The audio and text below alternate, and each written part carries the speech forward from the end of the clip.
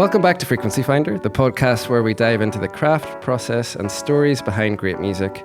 And in each episode, we talk to artists, producers, songwriters, and to uncover the secrets behind their work. I'm Matt Duke, and today's episode, I'm joined with one of Ireland's most celebrated songwriters. Welcome, Ciaran Lavery, everyone. Thank you.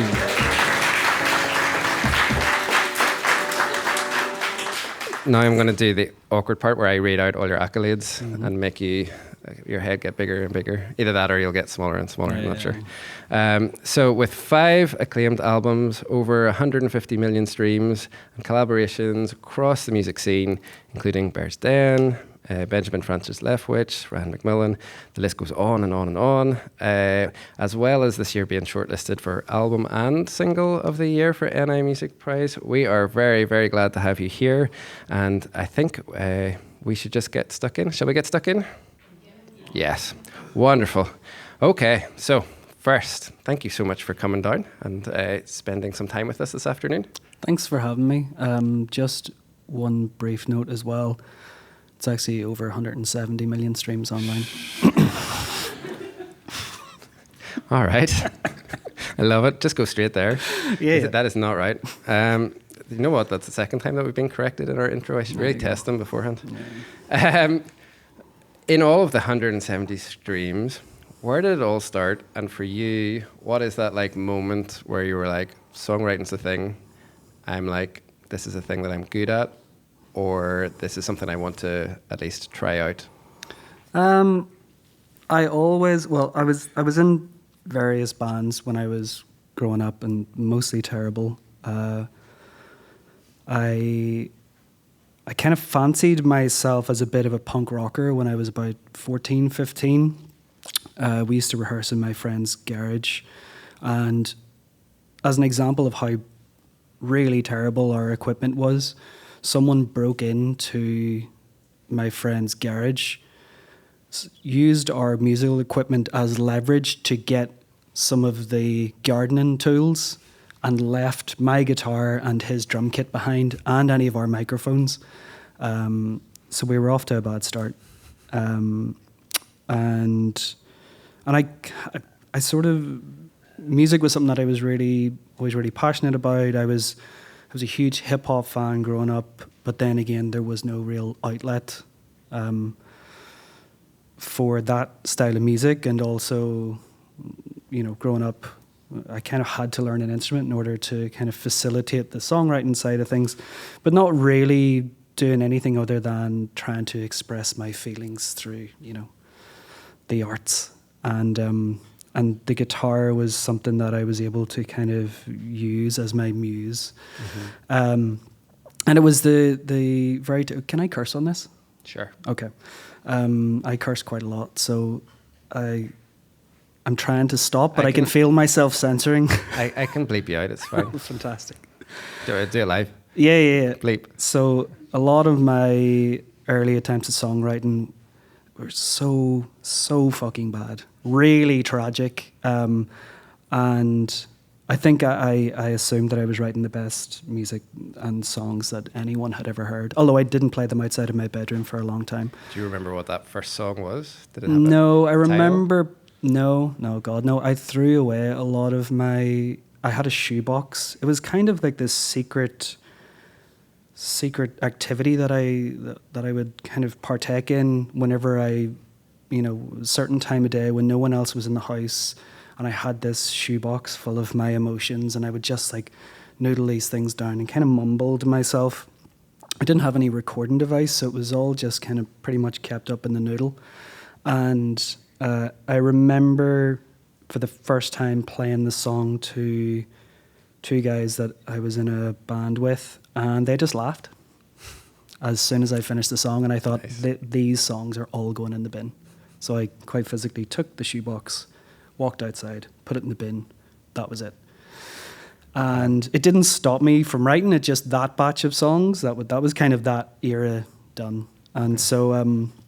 it wasn't until many years later I was working in a leisure centre, and I had saved up enough money to record an album, and I basically had £1,200 that allotted me a Friday, Saturday, Sunday, and then a Friday, Saturday, Sunday the next week at Start Together in Belfast.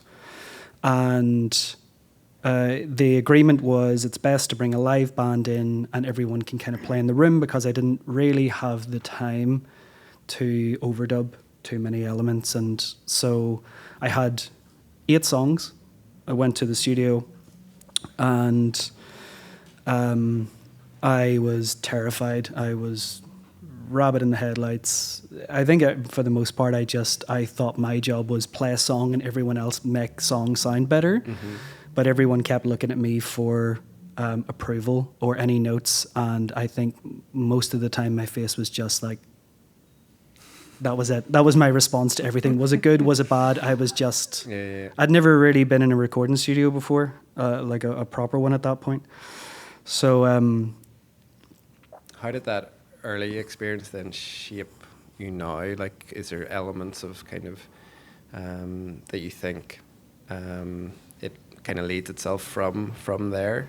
Yeah, to an extent, I think just having experience. I mean, the great thing about this space here and the college is that you guys get that hands-on experience. You see how everything works and you know more than just whatever the phrases are and, you know, say them back to people, because you might think that that's the kind of lingo or the language that you have to use, but actually have an understanding of what it is that you're asking for, or when someone says something to you that you understand what they're saying. And so I think, like, just through experience, I managed to figure out, okay, I know how to translate what it is I want from a recording session, and having to constantly remind myself I am in control of this and I'm paying other people to play my songs. Yes. But ultimately it's under my name and I should be the last one to make the call on anything. And it took me quite a while to realise that that's the kind of, you know, the buck ends. Yeah. The buck You're the boss. Yeah, pretty much, which was terrifying. And also I'm quite an introvert, so I find it difficult as a introverted people pleaser as well, mm-hmm. to almost be the person who makes the call. So, but anyway, rewinding back, So I finished the songs, and halfway through the second weekend I had written a new song, and I remember we were down to something like the last 12 minutes on the Sunday. Everyone else had gone away and it was just myself and the producer, and I said, could I quickly record this song and just for posterity, we have it, we've got 12 minutes, could I just do it quickly before I forget it? I still didn't have any recording equipment at home, so this was my opportunity before it potentially left my brain or mutated into something else. And so I got the songs all finished, mixed, mastered. I signed up to digital distribution. I remember not really understanding what that was, but there was a tick box that said for £30, TuneCore will cover distribution into all the streaming services. Again, I wasn't signed up to anything. I didn't really know what Spotify was then. I'm going to sound ancient, but like it wasn't a thing. 2013, it was not really. You were mainly signing up to get it on iTunes, the store. Yeah, pretty much, rather than a stream version. So when they were saying things like, you know, Xbox and, you know, all these different streaming services, I just thought it's only £30. Okay, I'll do it. And around a year later, I got a message from my brother-in-law saying, you have got really insane numbers on Spotify and on one song in particular. And so I had to ask him, what's Spotify? And then what's the song? So I went on and checked, and Shame was the song, which was the song that I asked the producer, could I just quickly record this live in the room? And at that point, I think inside 12 months, it had already surpassed like a couple of million plays. But obviously nobody's contacted me from Spotify to say, congratulations, you're famous online. Need a badge. Yeah, exactly. YouTube. And I think that was the first, because then I had to understand what do those numbers equate to, and also how much money is that? Because I was still working full time, and so all I was looking at was this kind of like digital number that seemed really, really big. Yeah, but not knowing what did that actually mean. You know, financially, what did that mean? So, and at that point, I hadn't when I signed up to TuneCore for the digital distribution, I hadn't linked my TuneCore account to a bank, so the money was just sitting there on the TuneCore website, just kind of hovering, waiting for me to basically say, "Here's my bank account. Go there. Go in." And once I did that, then over the course of the next, I think, 6 months, I basically was making more money in music than I was working full time. Okay. And then I went down to part-time hours because I was still terrified, thinking I don't know what will happen. Yeah, and also what this is, can I trust it? And I think maybe a few more months had passed. I was in work one day and Radio 1 were playing one of my songs, and I thought, okay, this is getting to a point now where I think I could, if I take the leap now, I think I'd be safe enough. Yes. And I was too curious not to try, and also obviously very afraid, but I would rather have taken the chance rather than, continued working and regret it. Take the leap of faith and see what happens. Mm-hmm. Very cool. In terms of like what your sound was, or who influenced that sound early days, what would you say are those kind of key influences on you as a writer, but also musically where you placed yourself? I think because, again, going back to the kind of almost secret, solitary nature in which I was writing songs, I think it was always kind of the environment sort of, I guess, informed the sound. And so I was playing things very quietly in my house, hoping that no one would hear me. I hadn't sang really in front of anyone. I had a few times in like different bands and things, but for my own music, everything was very quiet. And so I just, that was pretty much how the sound then came out. It was very quiet, and pretty much, I was one person on a guitar. And so when I went to a studio, that's what I was leaning on, and everything was kind of around the voice, guitar, and then accompaniment. Now, over the years, that has developed as I've become more interested in different production methods and different sonic kind of adventures, but generally, I still start everything with very quietly with a guitar or now piano. And I kind of have a similar process. I very rarely go in unplanned. Okay. And back then I was very much about not wanting to waste the small amount of money that I already did have and the short amount of time that I had to work on these songs. So I was always very prepared. Wonderful. I'm interested in kind of then the starting of songs and where that idea comes from, or what your general approach is. We have got quite a few songwriters in the room. If you would count yourself as someone that writes some songs, raise your hand just so we get lots of songwriters in the room. In terms of like starting point for you, do you have like a set, this is where it begins for me, or does the idea come first, or what's your process, or how has that developed over the years? Well, I think it's definitely developed. It developed through necessity. As I said, like at the start, I worked on things quietly, so it was very much leaning on one instrument and what my vocal was doing. And that was either melody led, or sometimes I had a lyric idea that would just kick around in my brain. And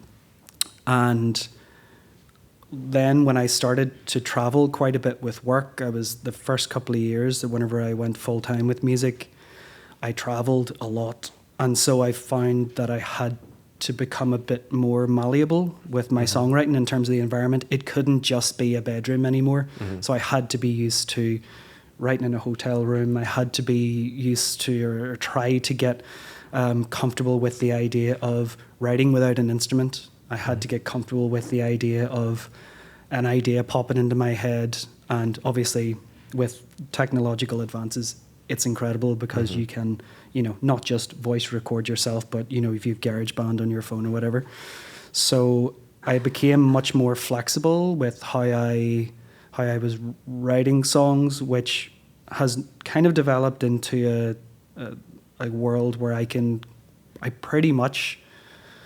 limited in terms of what I play, but I pretty much know my skill set in terms of I could work on a song in any room, in a bathroom with someone, because I know what I can bring to the table, and it's generally, lyrically, that's where I'm driven toward that. Melodically, I'm kind of driven toward that, and I have this very strong belief that if the skeleton of your song, if it's not strong, then it doesn't matter everything that you hang off of it or what you dress it up in.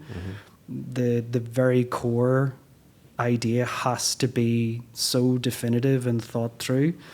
And regardless of what that is, regardless of what the topic is, or whatever emotion or whatever kind of, lyrically, whatever direction a song wants to go, I think if it's not definitive, if you're not sure of what it is that you're writing, then no one else is going to be able to understand that for you. So, or to make it sound, no matter what you throw at it. Yeah, exactly. Okay. Cool. So I think I spend, and I've always spent a lot of time.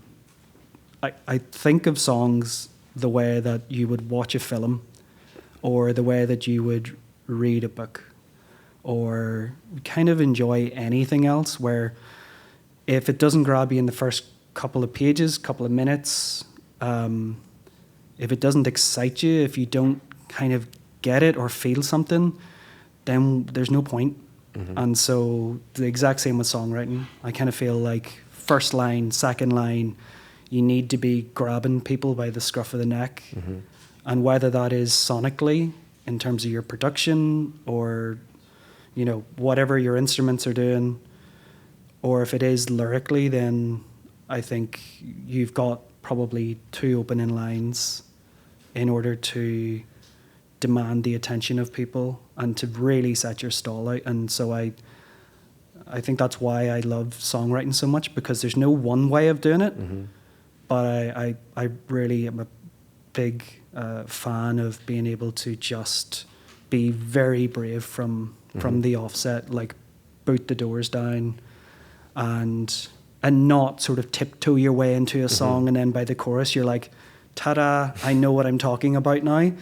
Because if you're waffling, and if it's just really like loose imagery, you can be sure that whoever's listening is probably already thinking about whatever they're looking at, or probably they've moved on. And I think like that's the same with everything. Like if I stood up here now and if we're having a conversation and I just keep saying maybe, but I mean, like, it's not a fun listen, and most of the people here would probably be bored. They might already be bored. I'm sorry. A little bit of conviction always helps. In terms of like then, do you find yourself being more drawn to lyrically starting, having a kind of a lyric hook or a trick that you're writing on, or do you sit down and like have chord progression that you'll maybe start with, or melodic idea? What do you find more, or is it always just change? Does it always change? Yeah, I think it really depends. It depends a lot on if I find something new. So a couple of years ago, I became really obsessed with, because again, I'm quite a basic guitar player, but I use it as a vehicle for the songwriting. But I wanted to look at different ways to play the same kind of chords, or, what are the new colors that I can add to this within my limited sphere of, guitar playing or piano playing. And so I studied how Radiohead play, and what are the Radiohead chords. So there's like, for example, there's an A minor, which is just, your standard A minor, but Radiohead have, and then they use a lot of these like little, almost like inversions that suddenly you go from, oh, I've heard that before, to what is that? And so I think, being able to in terms of when I was thinking instrument first, there was a chord I was really obsessed with, which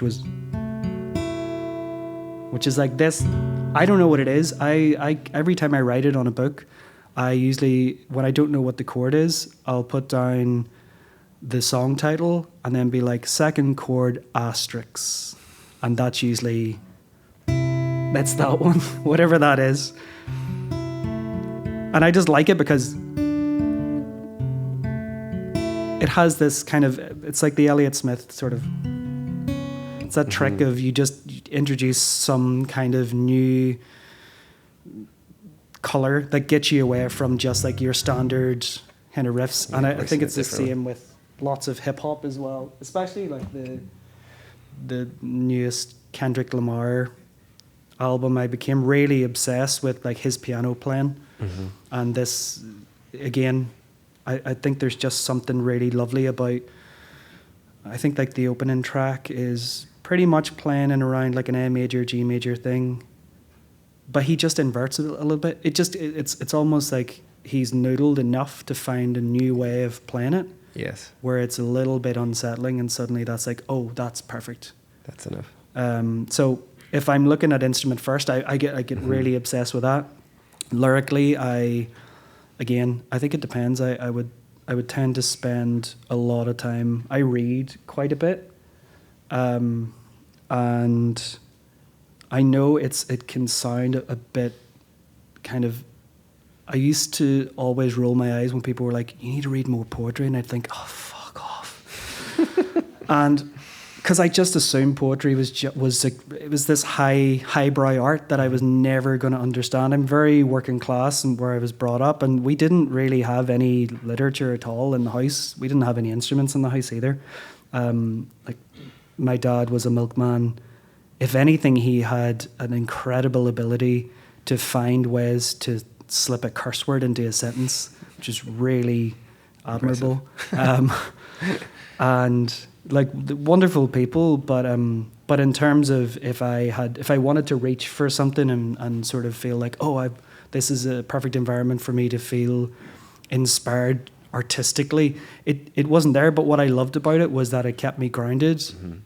So when I have a lot of like poetry that I would read now, and I love the fact that, you know, if you're a songwriter, lyrics are pretty much it's your main instrument. It's kind of like that's what you have to go on. If you're a guitar player, that's kind of, you're not going to sit down and suddenly start, you know, being like, I'm not going to go guitar first, I'm going to go lyrics first, because you'll always go with the kind of tool that you feel, I'm really good at doing this, or I'm most comfortable in this space. And so by sharpening that tool, I think that's why I would always recommend reading as much as possible, because you're opening yourself up to all of these different ways of saying the same sentence. There are only maybe about 7 or 8, if even, song topics generally, and everyone is pretty much trying to write a variation on these general topics. And so as a songwriter, for me, the challenge is, how do I come at this from a completely different angle, even if I'm trying to write a love song or a song about, you know, conflict with your parents or with another person or with the world in general. And so I just think that if you kind of don't think of expanding on your vocabulary, then I think you may as well just write the same song all day long. And because you'll not be surprised, you basically create a narrow field. Whereas if you read more, like I really think that watching lots of movies, TV shows, it's all like dialogue, all of these different ways that people say things that, you know, I become a bit of a magpie, where I just remember something. If somebody has said, or they're talking about a certain sentiment and they say it in a way that I find is very interesting, then I'll note it, write it down somewhere, and then I'll pull it into a song and think, okay, how do I make this work? This same kind of idea. And how do you get that balance between doing something that as a topic is kind of universal, to bring it into something that's more like personal storytelling? Because you do that lots in your writing, is that being able to get that fine line between being honest and vulnerable, but also that your listeners actually get it and it's not just for you. Yeah, I mean the last part is the trickiest. Being able to, I don't think I've ever really been aware if an audience will get it. But the moment that I start thinking about that is usually the moment whenever the songwriting stops, because I'm putting an uncontrollable and bringing it into the space where it now becomes a concern or a worry. And so for me, there was a turning point at which I was signed to a label. So I got signed to a label back in 2016, I want to say. God, I'm so old. Aren't we all? And I remember I was in London and I had a couple of meetings, one with this American label, and they flew over, and it was all very, very new and strange to me. I was trying to seem as if I was cool about it, but I was terrified and didn't really know. So they flew over, and that was they were the two people that I met. They were formerly of Lost Highway, who I think, were you a Ryan Adams fan? Yes. Pre-cancellation. Yes. So he did a lot of stuff on Lost Highway.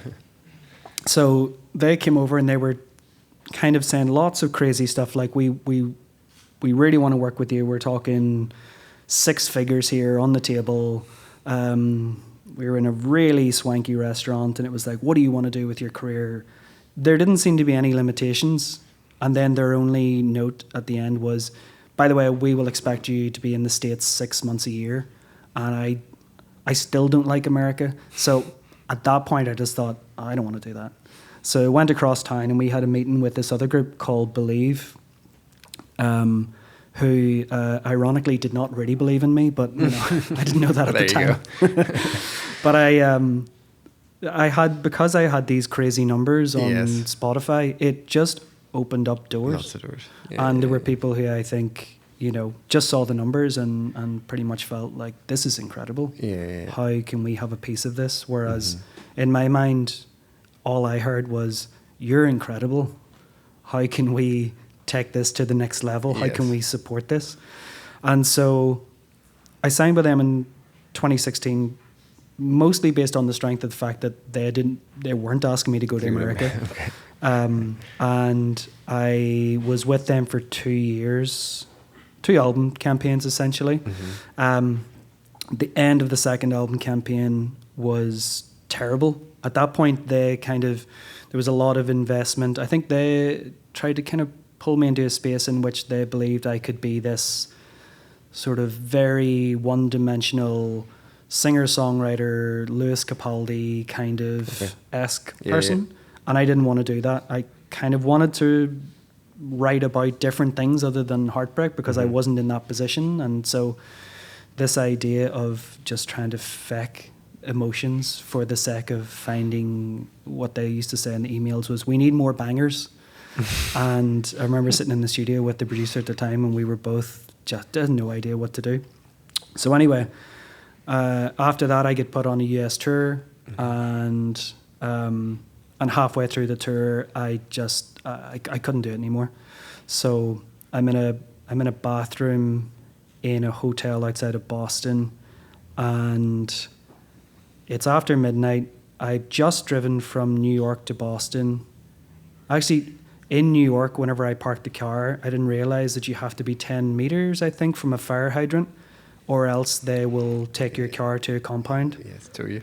So I got towed. I woke up in the morning in New York, no car, had to go to a compound, had to pay $250, which was basically the last 2 shows' fees, and then drive to Boston, played a show, went to this hotel, and just thought, I don't know if I'm going to do this. So I remember I called my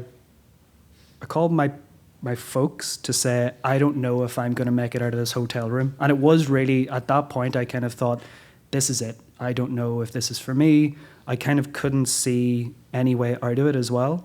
I talked to one of the, I think it was the A&R, who was in New York at the time, who was probably one of the only people awake because I was in US time. And she was like, just cancel the tour, go home. I'll try to find you flights and I'll talk to everyone else. And that was it. So I went home. I ended the relationship with the label, which was very little surprise. They had an option on the album. Basically, when I signed the deal, when you sign with a label, you sign your first album. Then when that campaign ends, they will make a decision as to, do we want to pick up the next option, which usually means they have to give you a sum of money.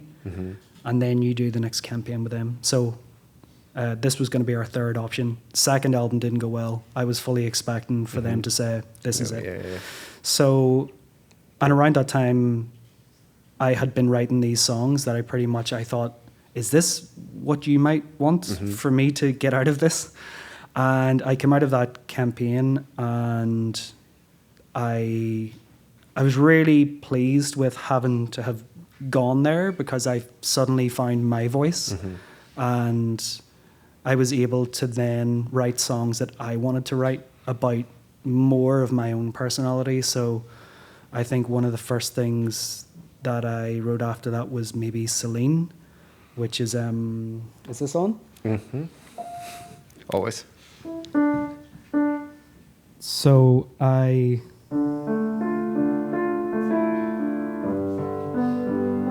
had this kind of thing.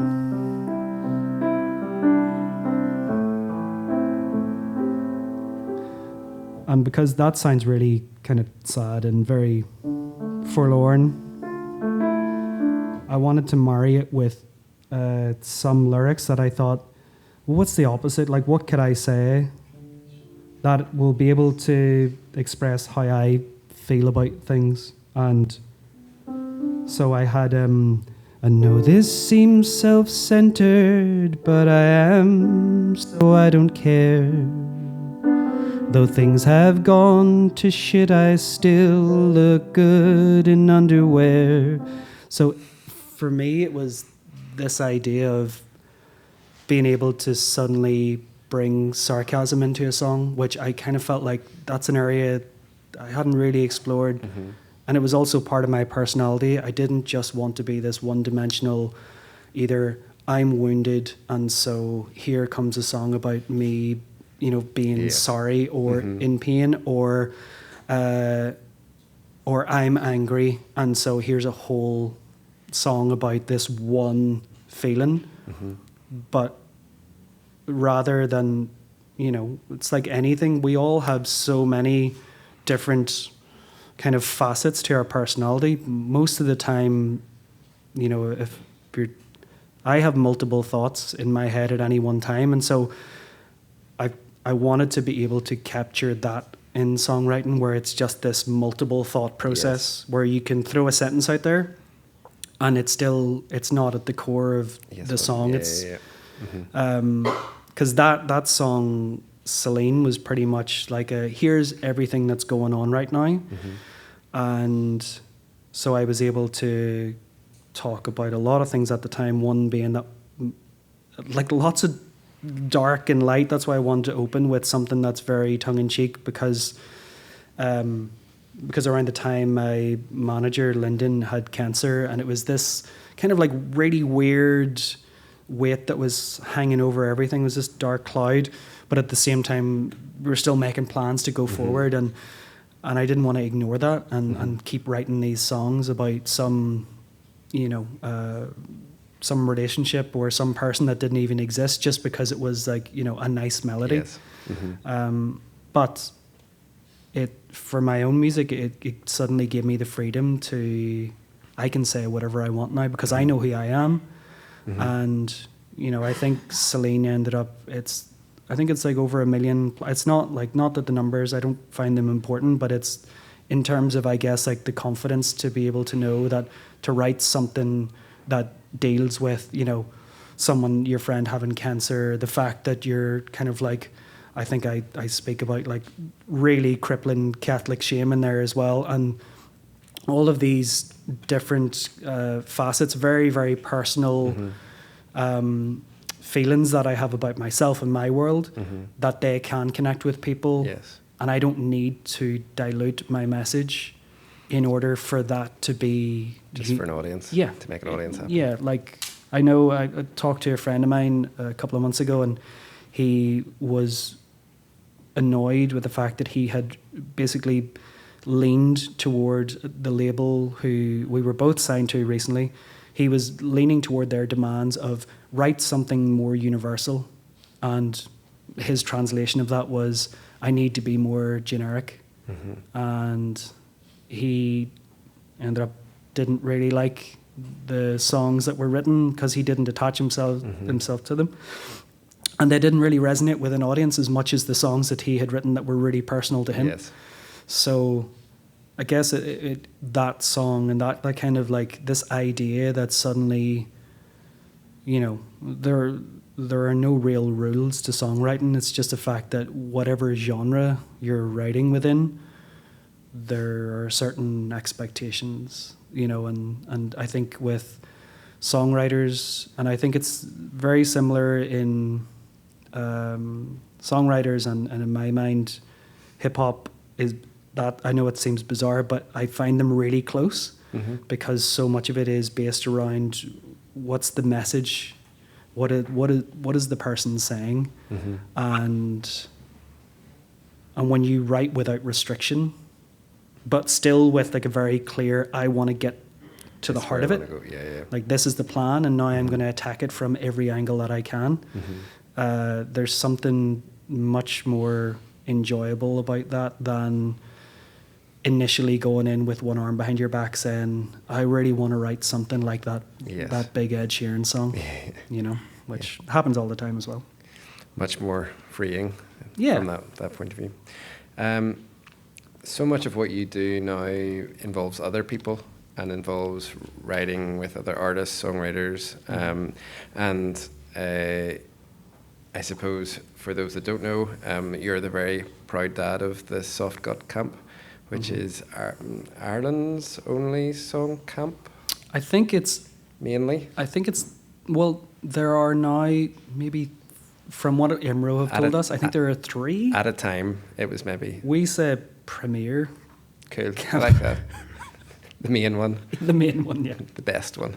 And I've had such a privilege to be on one of those song camps, and so to kind of give you the picture, you end up in a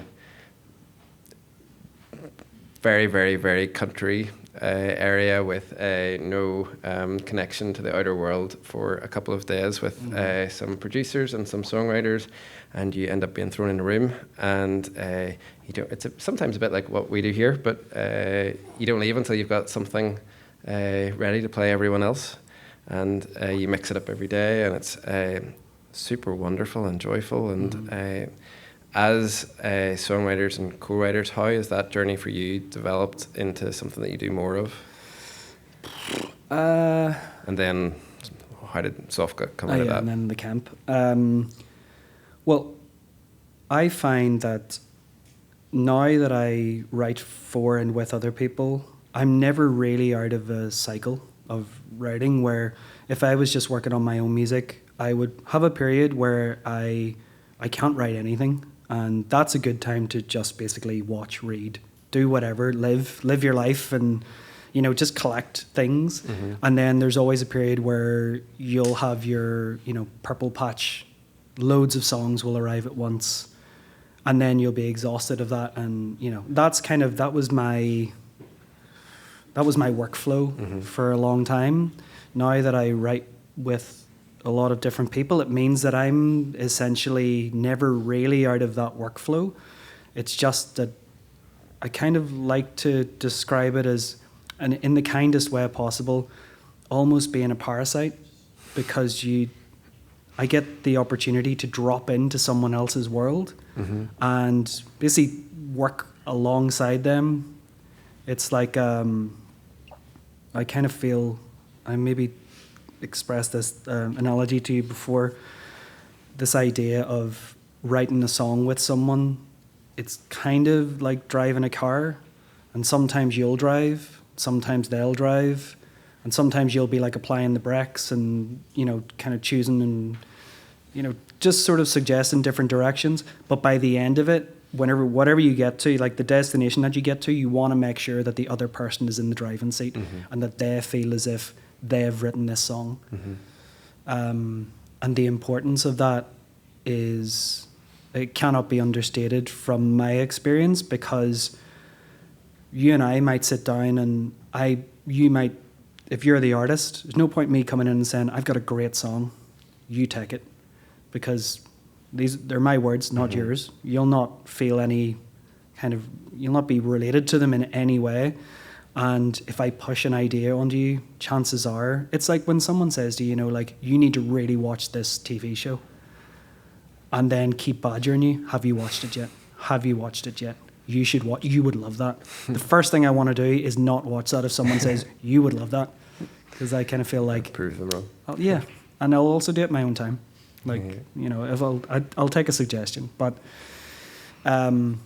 was that were you always did you always find co-writing with others something that was easy, or was that ever challenging? No, I didn't start co-writing until maybe 3 years ago. I used to really resent the idea of a second person trying to accommodate songwriting, because I always felt like it's such a personal, such a personal undertaking. Like, why would there be someone else there? How are they supposed to understand what I'm going through? But I realized that there's a way, like a very fun way of kind of just being in a room with someone to work on something, again, to like take the kind of restrictions completely off. But because I do a lot of research beforehand with, if I know who I'm going to be working with, I'll study their music, their voice, and then I will start, as we get closer to the time of writing, I'll have a conversation about, you know, what's happening in their life right now? Is there anything that they might want to talk about? What are they enjoying lately? Do they, you know, is there anything that's happened in their life lately that has been such a profound moment? Or, you know, some people write with, and they're maybe just like, I've just been back from, you know, I toured around America for like 3 months and I found it incredible. It's like, great. No point me rocking up then into the session and being like, anyway, let's write a heartbreak song, you know, if someone is still thinking about this trip that they had. So obviously you want to get in on why was it so important. And so, and I find that writing alongside someone else it brings me probably more joy than writing my own songs, because I know when I write on my own what I'm gonna do, but with someone else, I'm kind of reacting a little bit and sort of being on my toes. Plus, I get to write with other people's lives in my head. So, you know, I've written. I really enjoy writing with female artists, because again, it's a perspective that I know very little about.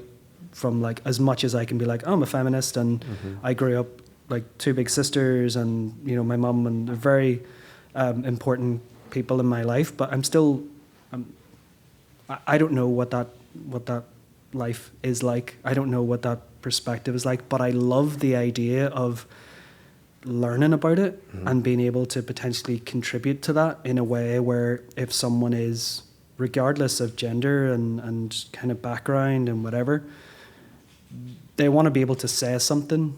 They want to be able to say something significant. And so if I can support them on that journey of, is this useful?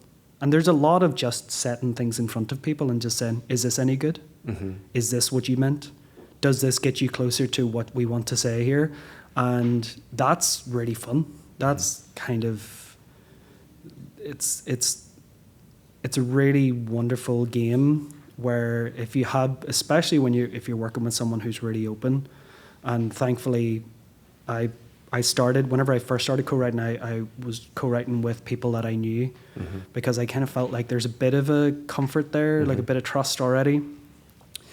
And so that's a nice environment, and building that trust, I think, is really important. And again, doing that through everything apart from actually writing the song, the kind of is the start of writing the song, because you know, when you have those chats before you even pick up an instrument, you're chatting about the things that might already appear somewhere without taking a note, you know, being like, oh my God, your parents had a divorce. That's absolutely terrible. Tell me more, you know. It's less of that, but like just logging things and knowing that if, as people tell you more about themselves and you're sharing more about, you know, your lives with each other, chances are once you get down to the writing, they're going to tell you the thing that they really want to talk about, as opposed to if you didn't have any conversation, you walked straight in the room and you were like, all right, what are we doing? Then they're just going to, you know, you're coming in cold, you're asking too much, and people are probably just going to clam up and say, don't know. So you've picked out a few of your co-writes. Yeah. Do you want to talk through a couple of them in terms of what their challenges or what their maybe approach for you was? Yeah, so I was chatting to you before as well. I thought it'd be good to kind of, I guess, like, give you the spectrum of a very hands-on approach to, so for example, the very first song, so I worked with a two-piece called Latha, who are great, two cousins from Fermanagh, and they've fantastic vocals. They sing really well together. And I knew I was at a point with them that I could probably pitch them a song. And I very rarely do this, where I'll pitch someone a finished song and say, do you want that? Like, I'm not. I've literally just written that with a female vocal in mind, but it's not for me. And so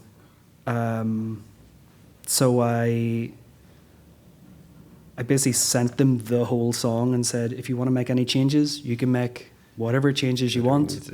Whatever direction you take it in, that's okay too. I don't need to be in any other part of the process here. So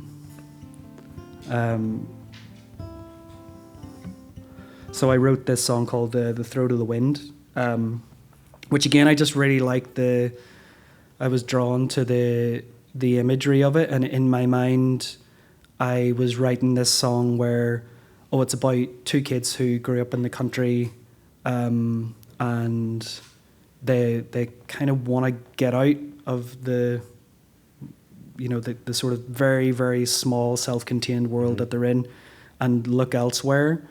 And yeah, so I had this kind of idea of,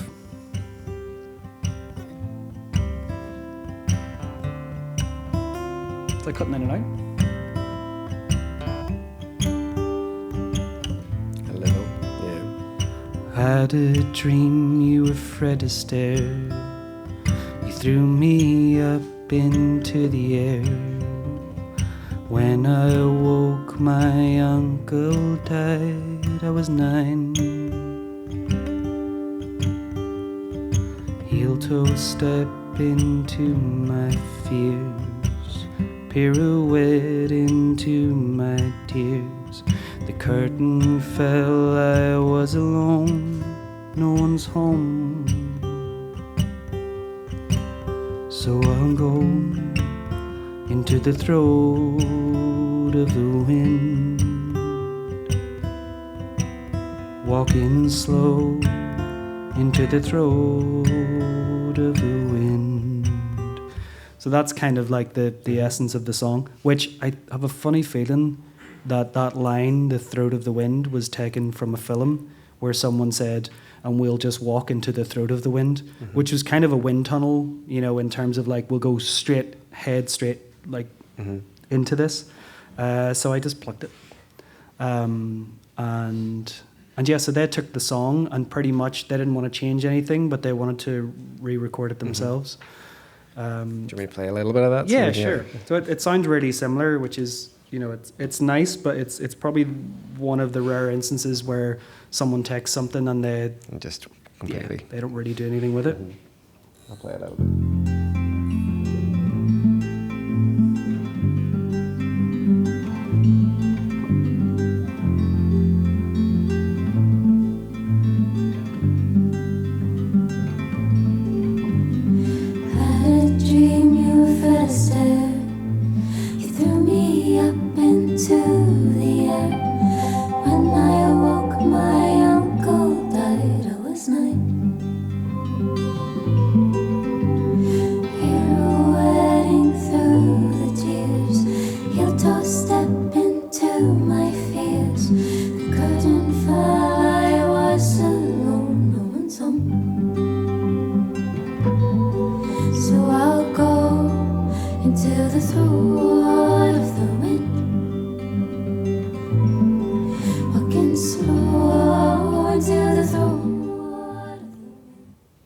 Beautiful.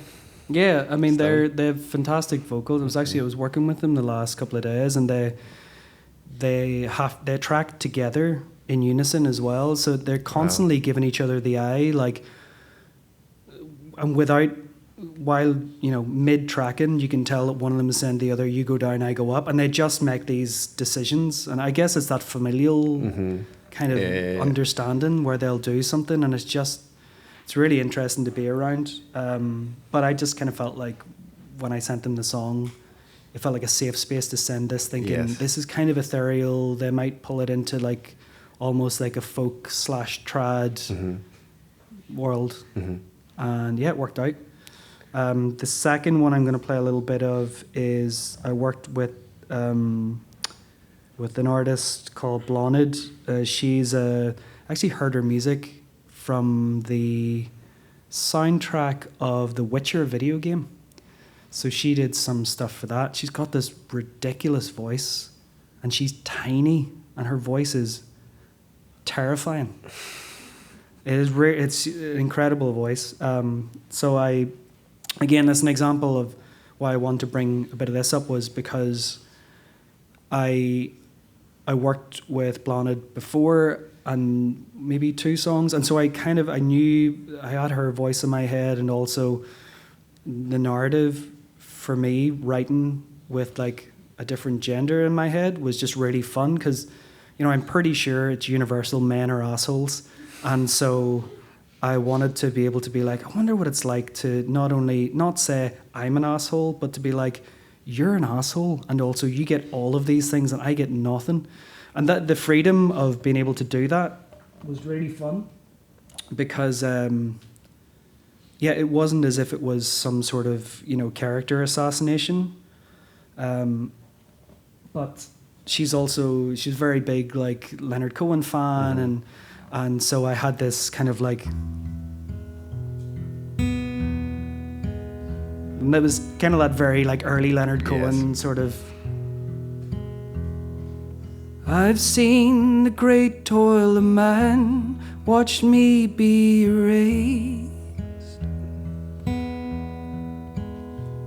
They've parted the seas, but yet not made a key for the woman in chains.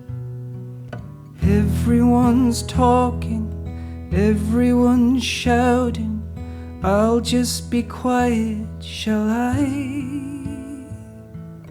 I read your script and my role just concerned me, walking from room to room crying. Nothing excites me, I bottle my lightning. The world isn't frightening me half as much as it can.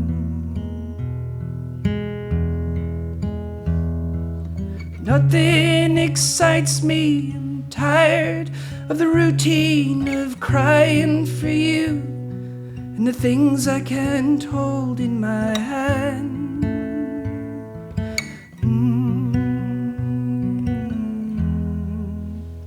So that was kind of the original idea, sent her over. And because we'd worked together as well, I pretty much sent her that half of the song, or that like verse chorus, and said, what do you think about this? Do you want to keep working on it? And then she just went and finished it. Cool. So if you want to play a little bit of the Blonded song. We'll play a little bit of that. Which is really not an actual additional note on this. There was a pole dancer who won I think the UK championships, and this was her song as well, which is really cool because you get sent the video. I've seen the great toil of man, watched me be erased. They've parted the seas, but not yet made a key for the woman in chains. Everyone's talking, everyone's shouting. I'll just be quiet, shall I? I read your script and my role just concerned me, walking from room to room crying. Nothing excites me, I've bottled my lightning. The world doesn't frighten me half as much as it can.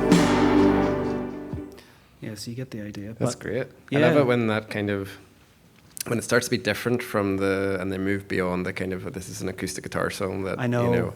the production starts to develop in that. How do you find that as kind of a songwriter? You get to a certain point, it's a, vocal and an acoustic guitar, and then it moves on past you to production. How has that experience been for you? Is there times where it's like surprising? Yeah, I mean, it happens almost, I'd say, about, depending on the person that I'm working with, because if I know that they work in a genre, or they're the front person in a band, for example, or if I know that they're very clear on what their sound is, and if I'm working with them on the core of a song, I'm almost 100% sure that they're not going to kind of steer in the direction that it was written in, but they'll take it and pull it into their own world, which is the third example that I had was a guy, Liam Bailey, who he's this big, he's fucking so hectic. He's like ADHD in human form. I met him at a songwriting camp, and he literally just bounced off the walls. He was so energetic and like full of ideas to the point where it was almost overbearing. But we got on quite well straight away because he didn't really seem to have any graces or airs about him. And I kind of am drawn to that a little bit. And we also bonded. He had a book in his pocket, a poetry book by a brilliant poet and photographer, a guy called Caleb Femi. And the book is called Purr, which is kind of, if you like your photography and stuff, I'm not in like visual arts. I can look at things and I know that they're really, really cool, but I couldn't tell you why. I just know I feel cool looking at them. It's oh, I love this. So he marries kind of poetry with these portraits that he takes of people, and the whole book is about him growing up in a high rise in London. And how it almost had this moat around it, where it was like that was their world, that was their universe, and this kind of all of the hopes and dreams, and also the discontent of being like growing up in that sort of environment, and how the exterior world was viewing him, and as a black man growing up in London, but also in these high rise buildings, how that sort of changed his outlook on the world, and how the world looked at him. And Liam's roots are in reggae, so that's kind of his bread and butter. And I knew on the morning that I was going to be working with him that I wanted to have something that we could work off of, because any of the previous days before, people were rocking up with full songs, and it was a bit of a kumbaya, sort of like sitting around the fire. Most of the songs were like, I and then they would nod at the other person and be like, your verse now. So with Liam, I said to him, why don't we write something, but you just sing it a cappella. And so at the time when we were writing it, I think I just played that. And that was just for him to get his key. And then he just walked around the room just freaking out, basically singing this song, and it was all full of expression. And I had this one line in my head and this one kind of melody, which was, and again, dead simple. It was like, because in my head, it was like, oh, it's going to be a sort of a cappella thing. It had a bit of a Nick Cave sort of, what was it?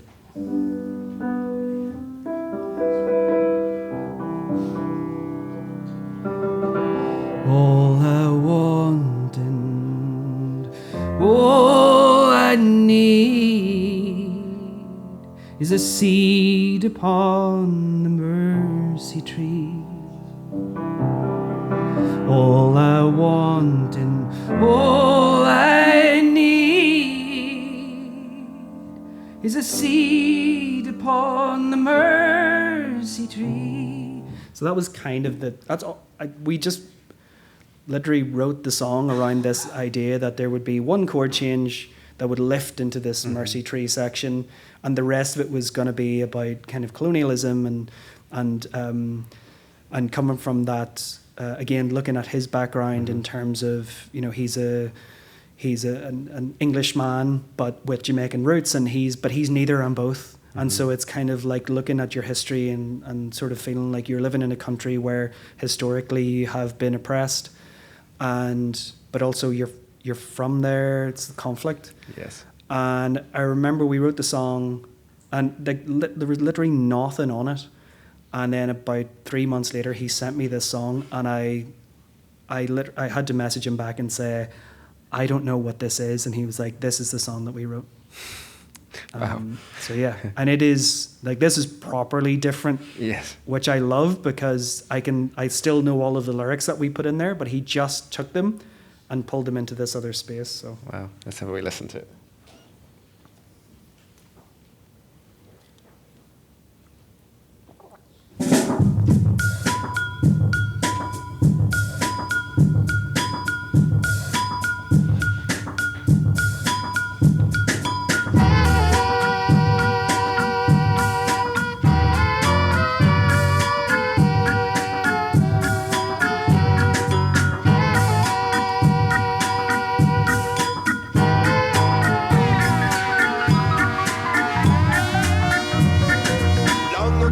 We couldn't speak. You danced around us violently. We gave our blood and labor. You couldn't call yourself my neighbor. People born in shallow graves sowed the seeds of culture. We're welcome here, but not today. You treat us how it suits ya. We have bones that break the same as you, but tongues are made for tasting. We gave it till we're black and blue, cause ours is yours for taking. Was it really worth the wait? Trauma isn't how you compensate. Your people want a better fate. Wealth we can regenerate. Some will say that we're already made. We should be happy with a piece or two. Yeah, everybody wants to be like we. Know the money never coming through. All we want and all that we reparations, surely, and a seed upon the mercy tree. There's a weight we all carry here. Awesome. that's great. Yeah, it's so good.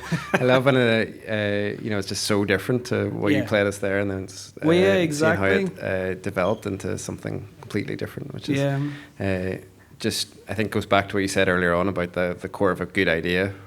And if it's good, you know, in its simplest form, then whatever you throw at it will hopefully make it better. And, it's good already. Yeah, spot on. I think that's probably the main takeaway, especially the difference between co-writing and writing for yourself. I think there's that very, I guess, like the united goal, which is, whatever the song is in its very, very simplest form, it has to be able to stand up on its own 2 feet and know exactly what it's saying, because everything after that is just fun. When you take it to a studio, you're already really certain that the song is going to do whatever its job is. It's just how, it's almost like those montage scenes in the films where, the two people go shopping for clothes and one of them sits and the other one comes out in different outfits. That's kind of what I feel like the recording process should be like, when you know exactly what, and you can be confident in the core of your songs. Yes, the song is good at its core. To kind of finish up our discussion, let's talk a little bit about splits and royalties, and kind of a little bit more of the business side, because we've touched a wee bit on that. But for you, how do you approach that, I suppose, first as a co-writer, when we're thinking about who owns what and the splits of that, and then maybe a little bit about royalties for you and their role? Okay. The really fun stuff. Yeah, I know, sorry. We're ending on the fun stuff, and then we'll open for some questions. Yeah. Well, I think, it's one of the it's one of the parts of the songwriting camp that myself and my partner Nikki run, where we make it very clear that there are song split sheets in each of the writing rooms, because we want people to know that it's not a strange conversation to have. It's not a scary conversation to have. I did a writing session really, really early on in my career that it was the first time that I had a writing session, and I haven't been in many writing sessions where I've been sent in as the artist because I was just so averse to it. But when I was working with Believe at the time, I was basically sent to Ian Archer, who has written lots of Snow Patrol stuff and James Bay, Hold Back the River, and Jake Bug stuff. And his approach was very much like, once we finished the song, it was like, just, how do you want to split this? What seems fair to you?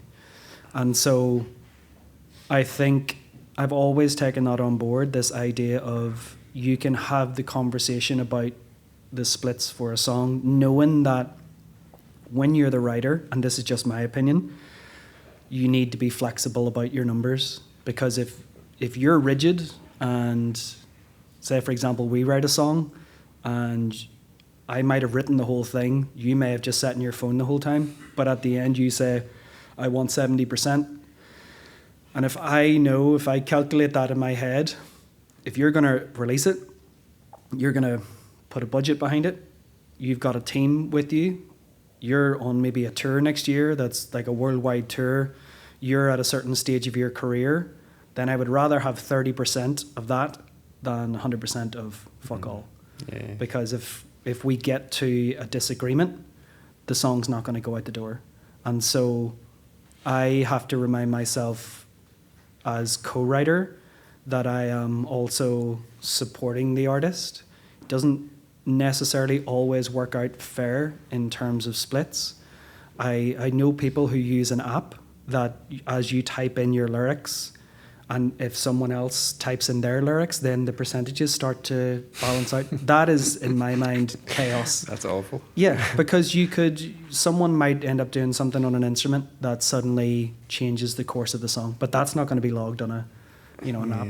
And I think just for transparency's sake, it's good to put it on the artist. What do you think? What do you think's a fair split? A lot of people will generally just be like 50-50. If they have representation, say for example with the Lame song, for example, I had to work and negotiate that with his manager, who came to me and said, here's what we think the split is. Because now he took it to his own producer, and his producer pulled it into that world, and they reshaped the song. And so now suddenly there's a third party. Yeah. And P.S. there's a fourth party, because now the label kind of want a cut of that, and sometimes there can be a fifth and sixth party. It's when you go on to the song credits on certain like really big pop songs and you see about 9 different writers, and you know that song has probably gone through multiple versions of itself. And whether it's fair or unfair, at some point, someone is getting at least 10% just for saying yes. And so I kind of like to always think that I'm very fair. I also log everything. So if I come up with the initial idea, I'll log it on my phone. I have it banked away. I have a folder with co-writes. I have a folder with the lyrics. I usually create a shared Word doc. I also bank that away. And so if someone comes back to me and said, I've written more than you, or I wrote all of that and I don't want you involved in, getting any percentages. That's never happened, but I have evidence. So I got everything logged. And that's just for my own peace of mind. I will kind of now touch on like the PRS side of things. So again, I think it's essential to be registered as a songwriter, either PRS, IMRO. They're kind of like your main two, IMRO being the Irish version of PRS. And not only do you register and you get your own specific code, but then any of your own songs, you can register them if you co-write on a song and that song is released or planning for release, you can go ahead and register that song. Generally, if you've written for or with someone else, they will do that job, but you will be able to with your unique number. I have my own number. It's called a CAE number. So on my phone, I have a folder that is literally just says CAE. And every time I write a song, I'll send my CAE number, which is my very specific number that will follow me from song to song. So when that song gets registered, and that's registered with PRS or IMRO, whoever, and it doesn't matter if the person that you write for is American, because then they'll have ASCAP and they'll have different registration companies. Your specific number will always link you back to whoever you're registered with. So I've written with a lot of European artists, but that doesn't matter because my specific number will link me back to PRS. And it usually takes like 6 months until you start to see the return on those songs. So every time it gets played on the radio, boom, you get paid. Every time that they play the song live, boom, you get paid. And the way that a guy once explained it to me, whenever I was first starting to register, like to write and co-write songs, was that every time you write a song for someone else and it gets released, you've just opened another bank account. And that bank account might accrue 10p for the rest of its days. But if you open 100 bank accounts, you've got 100 chances at one of those songs doing something really big. And you've got, like, that account is open for the rest of, the song's life. So if that song suddenly 15 years later gets placed on an advert for, fucking BMW, you're getting paid. If that song ends up in a jingle here, do they get paid? Always. Yeah, so they'll get paid. So, obviously they're registered, right, Dylan? Yeah. We're Dylan's here somewhere. So it's the importance of having yourself registered so that if something that you have written on ends up going massive, or whoever the artist you've written for ends up on a world tour and they're playing to huge numbers every night, if you don't have that song registered and you don't have your own registration, you cannot go back to them after and say, but what about me? Yeah, because that doesn't really matter then. So it's important to get ahead of it now. And if you don't have any aspirations to write for other people, that's fair enough. I still think if you're a songwriter, it doesn't cost very much to get yourself registered. Yeah, I think, and for most of you under 25s, 30 quid to sign up for PRS. IMRO have a similar kind of thing for underages. And then even for those of us that are slightly over that, it's 100 quid for lifetime membership. Plus, and there are funding opportunities as well through those bodies. So, you'll get, they're like tour and support, international tour support. There's some career kind of project funds that you can go for, various levels. So, there's also people that you can speak to. Now, I will say PRS, it's very difficult to be able to actually talk to a human because they're so big. IMRO, I find, especially because they sponsor the song camp, it's really easy to be able to talk to someone, get them on the phone and say, I don't understand this. What is it I'm signing up for? And what are the benefits? What are the drawbacks? I think it's really important to just have all of the information, but I can't really see any drawbacks. I know that people maybe get a little bit confused by what if, should I sign for this person or this person? You can move around as well. So like, I don't think it's something that you're going to feel handcuffed to. But important to be done in the first instant that it's there. Absolutely. Yeah. As that's the value of the song. Okay. Wonderful. Right, last bit. I want to open to some questions because lots of people out there, I'm sure, have someone been thinking on them. So I will open to the room and I'll leave you a while to see what kind of things will come towards you. There we go. Ciaran, first off. Hi. How have you built a following through your original music? So how have you built up a fan base for your own music?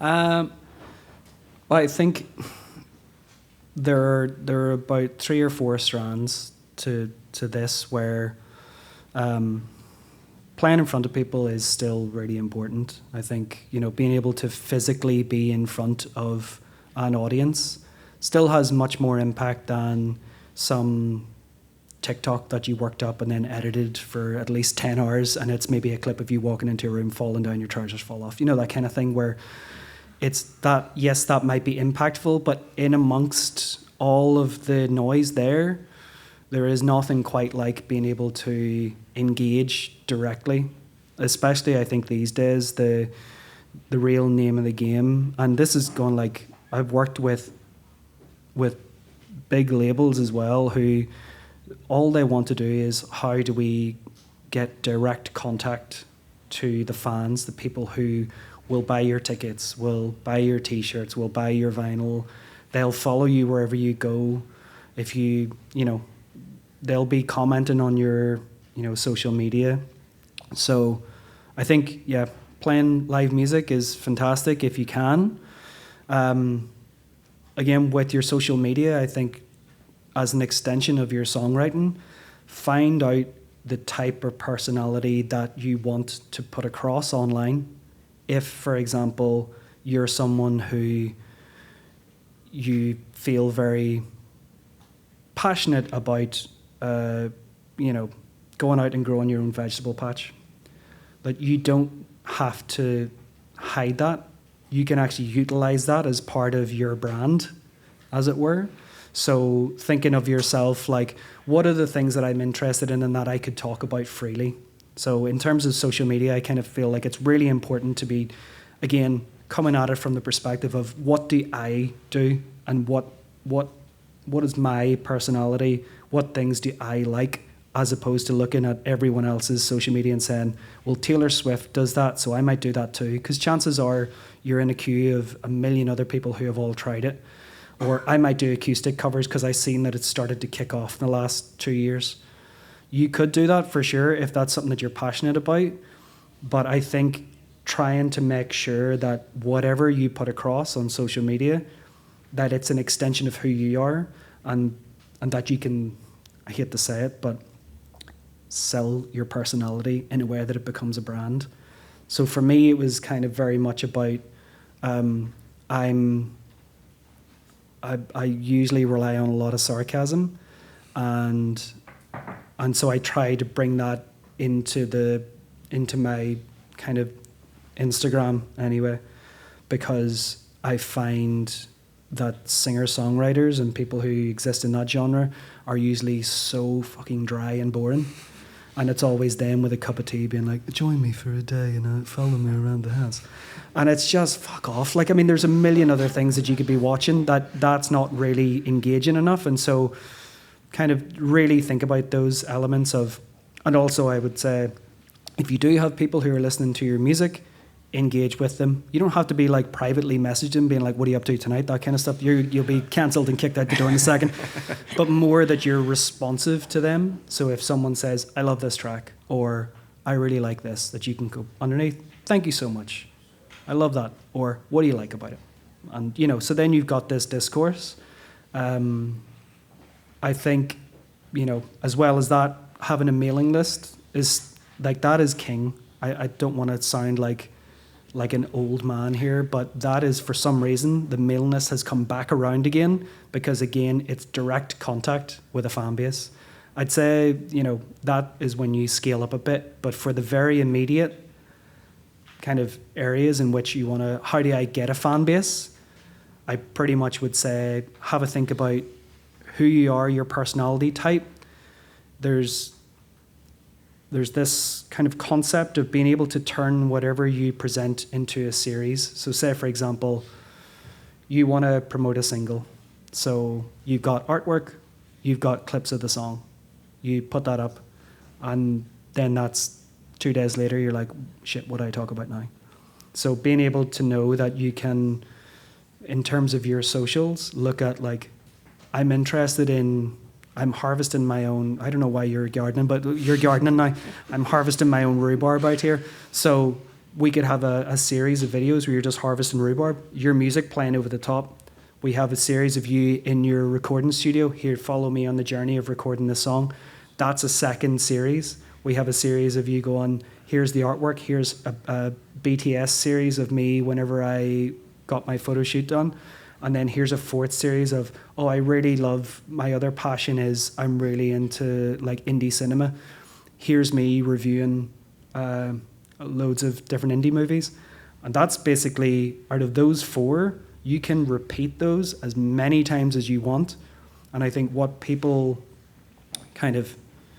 fans engage with is consistency and familiarity. So you don't kind of say, here's my new single, and then you disappear from the face of the earth like you were fucking kidnapped that night. And then 2 months later say, guys, here's my next single, because those people who maybe engaged the first time, they've forgotten about you because the other things are going on. So you want to be able to like create longevity, and again, a series that you're not going to feel like every time you go onto your phone, you need to then take the whole evening off because it's so much work. So I would recommend that. That's great, thank you. Cool. We probably have time for 2 more, maybe. We've got another question. No, they've all I kind of been expected no questions. This is good. I got one question. You got one question? Yeah. We usually get a few. Go on. Someone ask another question. Who have we got? No? I feel like I'm... and another one. No? Oh! There we go. Neil at the back. If you're writing like from a verse into a chorus, how do you have like a specific formula to how you make the chorus pay off to the verse? Question. If it works every time, or is it like on a song to song basis? Like, I'd say more song to song. I mean, it's the same as if you have 3 of your favorite chords and you keep bringing those into the same sessions. And whether or not, like, if you write a collection of songs for yourself, chances are your album's going to sound like one song over and over and over again. And so the idea of, say you try it the first time where you minor the major, that kind of thing where, I'm going to have a minor chorus. Next time you major the minor. The next time you invert the chorus and maybe, I want an anti-chorus. I'm going to drop everything out of the chorus. I'm going to maybe mess around with in terms of like the vocal delivery. So I think even if you only had 3 chords, there are certain ways that you could play with it where, you can definitely utilize that to within an inch of its life. But I'd be wary of just like finding, this one formula that you can apply to all, because I think that's kind of, we're probably stepping into AI territory in terms of, write me the perfect song, because I think that's where the worst music comes out of. And I'm sorry for any Ed Sheeran fans, but that's where Ed Sheeran's music comes out of as well, I think. And on that bombshell. Ciaran, thank you so much for joining us and sharing your songs, process, and your stories. It's been a real privilege to dive into it with you. For listeners, you can find Ciaran's music on all streaming platforms and keep up to date with socials and his website. We will pop a link in the show notes. And thanks for tuning in to Frequency Finder. We'll be back soon with another conversation. And until next time, see you later.